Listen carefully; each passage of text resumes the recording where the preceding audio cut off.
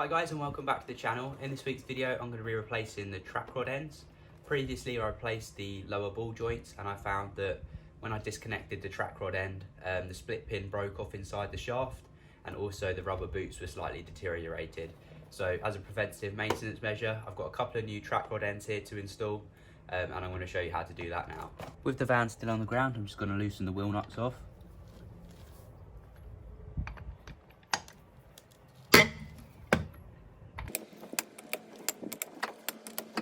I'm going to get underneath the van and start jacking it up.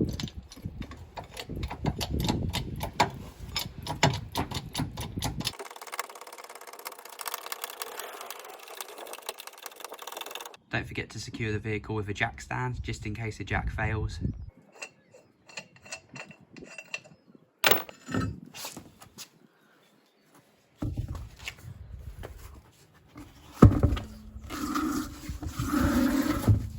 As another safety measure, you can put the tyre underneath the van just in case it drops. At least you've got a little bit of protection there.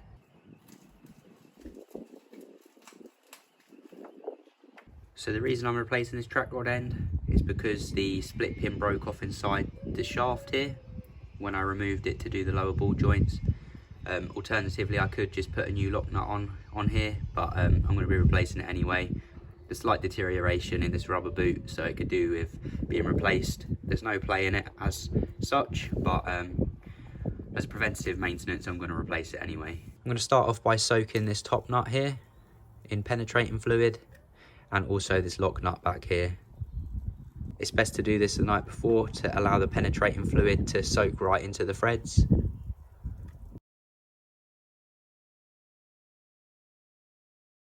If your top nut has still got the split pin in, you'll need to remove this before you can undo the castle nut and just loosen that off. You might need a breaker bar for it, depends how tight it is on there. Because I've had this off previously, it's not too bad. With the castle nut removed, I'm just going to put that back on there loosely.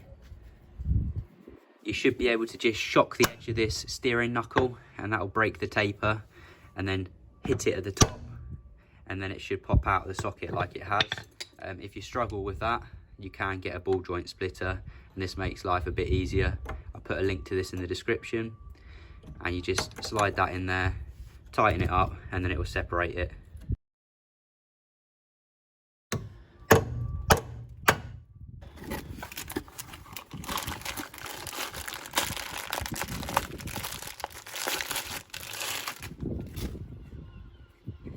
As you can see, I went for a couple of Moog track rod ends.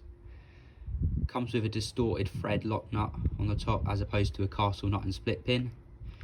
That's alright. As you can see, it's got these little lock-in threads inside the nut,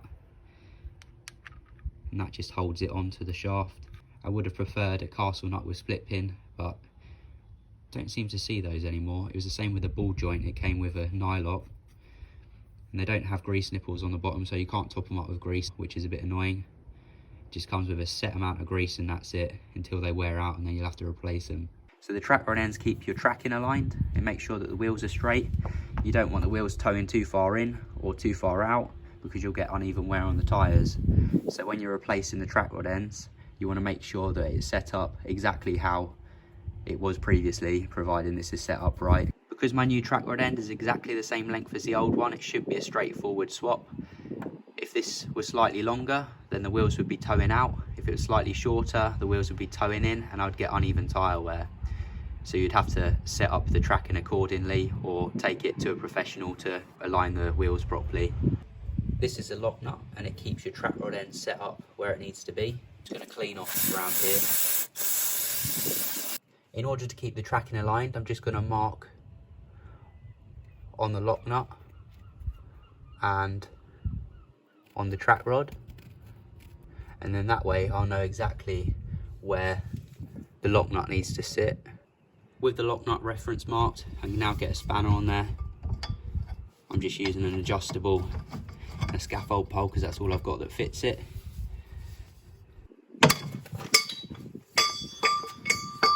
Loosen that off.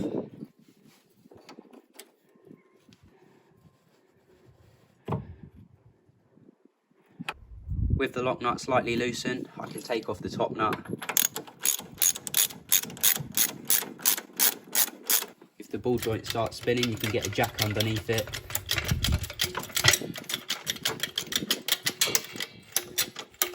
And force it up, and that just puts some pressure on the bottom of the ball joint, so you can loosen the nut off.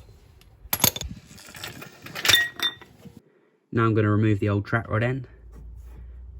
1, 2, 3. If you count the number of turns it takes to remove the old track rod end, and then you count on your new track rod end the same number of turns, it should be sitting in the same position as it was previously. 3.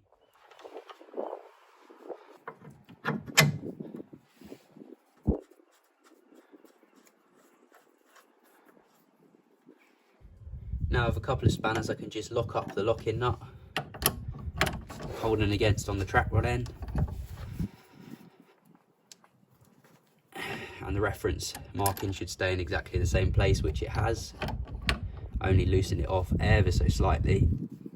For my van it says that the track rod end ball joint lock nut is 80 Newton meters, so this one, and the track rod end ball joint to steering arm is 60 Newton meters. I don't have a torque wrench that will do this, so I'm just going to torque it down by hand to where I think 80 Newton meters is. So to stop the ball joint from spinning while you're doing it up, it's got a little hex key in the top here, so you can put a hex key in that.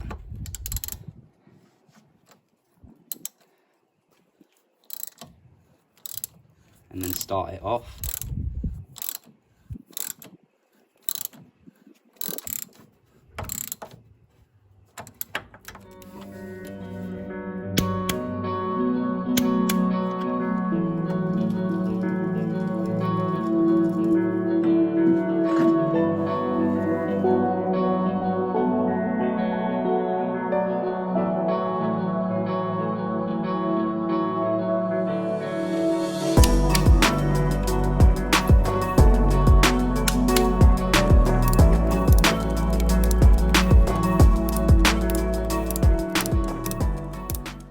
Nice new track rod ends installed. There's the lower ball joint I replaced last week. If you want to see how to replace the lower ball joints, I'll put a link to that video at the top of the screen now. That's the other side, new ball joint, new track rod end, lovely. There we go, nice easy job this week. Hope you found this video useful and enjoyed watching it. If you did, please don't forget to like and subscribe. And if you click that little alarm bell and set notifications to all, you'll get notifications when I post new videos. Feel free to stick around, I've got loads of maintenance and DIY videos on the channel now if you're interested. If there's anything in particular you would like to see on the channel, please leave your comments below and I'll try and incorporate them into the upcoming videos. As always, thank you for watching and hopefully I'll see you in the next one.